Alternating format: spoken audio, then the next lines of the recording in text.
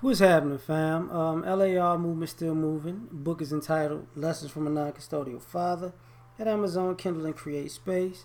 Link will be in the description box below. As usual, go get it. PayPal link there also. They asked me to put it up, so I put it up. Thanks for supporting. But this video is entitled Giving Athletes the Gift of Greatness.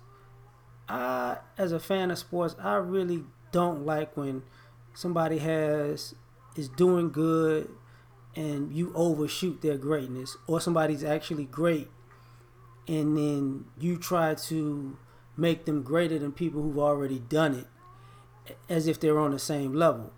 And to me, you give people something that they haven't earned yet. Now, I'm a fan of giving people their roses while they're alive, but I'm also a fan of being respectful of people who actually did it better and for a longer period of time. All this, everybody's always with the newness and the hotness, and it's, to me as a sports fan, is disgusting.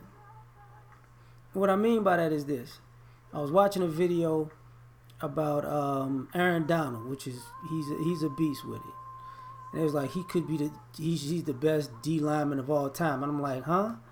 No, he not. No, he's a beast, but no, he's not the best D tackle of all time. No, no.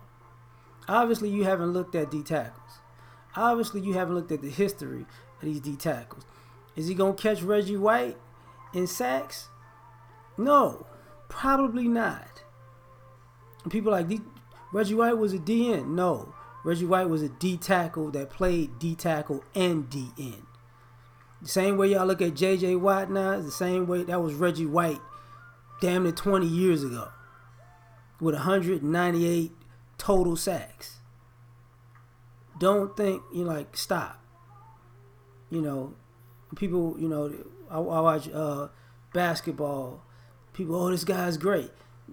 I remember when I got on, I did a video a long time ago talking about, here y'all go again. Jeremy Lin played in 2-3 good games in a row, and then they compared him to Kobe. I'm like, no, not that he just won a title with Toronto and didn't play a minute, basically. So that's not great, But you gift people greatness, and normally just for, because they hot news story, this, that, and the third. But it's a disrespect to the people who may be even greater than them in their own era, or the people who've been greats of all time. Never say somebody's a great of all time until they're done, or they have like one person I would say I consider an all-time great is Sterling Sharp, because his career got cut short due to injury. Bo Jackson to me is an all-time great because of the same thing. But they don't give people like that their just due because of the shortness of their careers. But as far as their skill and dominance, it's undeniable. Even if Grant Hill would have never came back, I remember him before he got hurt. That Grant Hill was an all-time great, just in skill alone, But a lot of times we like to give people that, and there's some people you just can't compare other people to. Because, I love watching football, but when somebody tries to compare somebody to Barry Sanders, I'm like, no.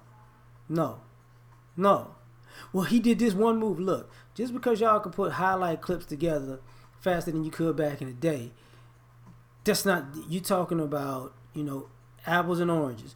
Nobody, I've never seen a person ever in life to this day, and even looking at old film prior to when Barry Sanders was playing, never seen somebody run like that.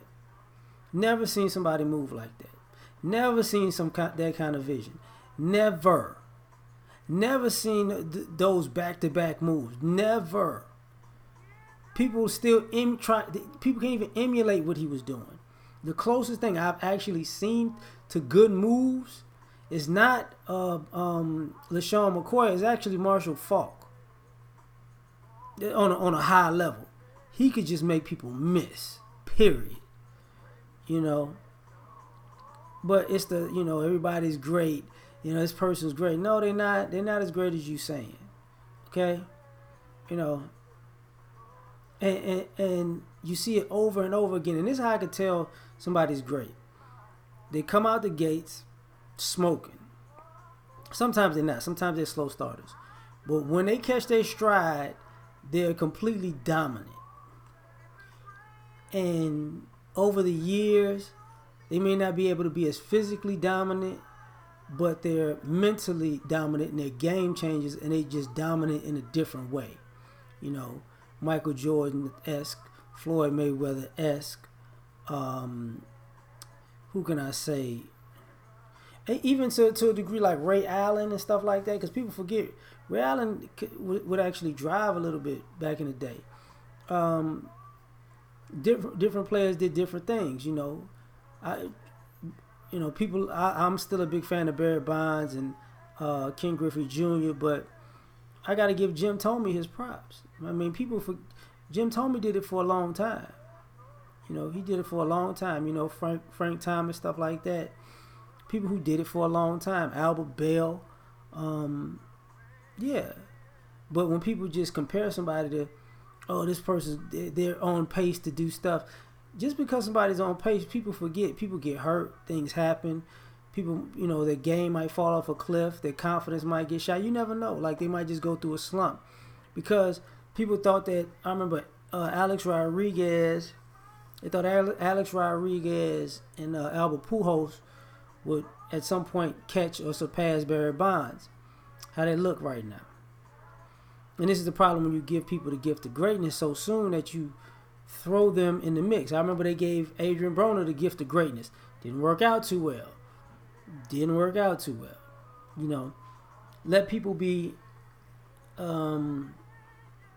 let people keep building, because when you put somebody in that space, you kind of diminish what they are. Like me and Taz be clowning every now we see each other on YouTube about who's the GOAT.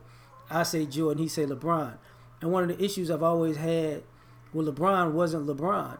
It was how people saw LeBron as if LeBron was Jordan, but LeBron played more like Magic anyways. So I never understood the comparison, you know, but I also never understood the expectation, because I'll give him this. If Taz watching, you bet not be watching. LeBron was a number one pick who lived up to and exceeded the expectations of normal number one picks. Normally a number one pick is supposed to carry the league, but they always wind up being a bust because they can't handle the pressure. He won championships and carried the league and made a new lane for other players to go through. So he's in, because of that, and straight out of high school. That, you know, that's an icon right there. Period.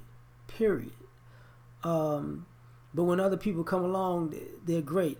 No, they're not. They might have a great run. And that's the thing. How long is this greatness gonna last? Some people have a great run of, 2 years, 3 years, but some people may be great over a decade. You can't put those two people in the same stratosphere. They're not. It's very insulting, and people forget that, And sometimes when people look at sports and athletes, they also forget you're looking at highlights and what excites you. Just because somebody's the most exciting person does not mean they're the best. Just because they had an exciting run does not make it the best.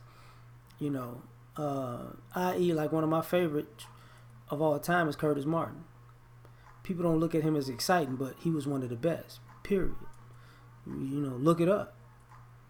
Because he think he's number 4 right now, all time. Emmett, Walter. I think Curtis is maybe 3rd. I know Frank Gore is trucking, boy. Frank Gore getting there. But consistency counts for something. And people forget, sometimes when you're great, you're going to have booms and busts. But what is somebody's bust? Like, when people look at people's booms, they make them great. But what is their bust year? If their bust year is still dominant compared to the average, that's great. and the things they got to deal with to be great. Because you game plan for greatness. Some people you stop game planning for them. Because they're not as great anymore. Or some people are playing hurt and whatever, and you think they're a bust because they're hurt, but they're not. They just hurt. They're just giving the best effort they can get while they're hurt. And when they get back to healthy, it's over. And a lot of this greatness sometimes is based on perception. If a person is a stereotypical or prototypical size, they're giving greatness fast. If they're not, they have to earn it. You know what I'm saying? If their personality is what everybody wants, you give them the gift of greatness. If person people don't like, your greatness is marginalized. So, I just don't like giving the gift of greatness. I think it's ridiculous. But I'm done with this one. Like, share, subscribe. Catch you on the next one. Peace.